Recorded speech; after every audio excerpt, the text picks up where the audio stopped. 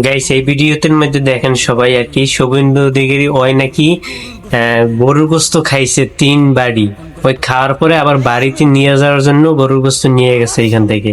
আর ওই মুসলমানকে গরুর কোরবানি দিতে নিষেধ করে।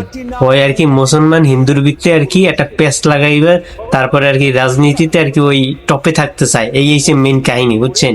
আর এই ভিডিওটা দেখেন বেশি বেশি, ওই গরুর গোস্ত কিভাবে খাইতে আছে। আর বেশি বেশি এই ভিডিওটি শেয়ার করে দিবেন যেন সকল মানুষই দেখতে পারে।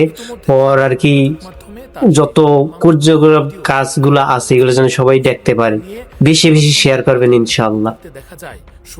গরুর গোশত গরুর গোশত রে, গরুর গোশত গরুর গোশত গরুর গোশত রে, গরুর গোশত রে, যত রকম গোশত খাই। এই শুভেন্দু আমার সামনে কুরবানির দিনে 1 বাটি না 2 বাটি না 3 বাটি গরুর গোশত খেয়েছে। 3 বাটি পশ্চিম মেদিনীপুরে শাহাবুদ্দিনের বাড়িতে। নাম বলে দিচ্ছি।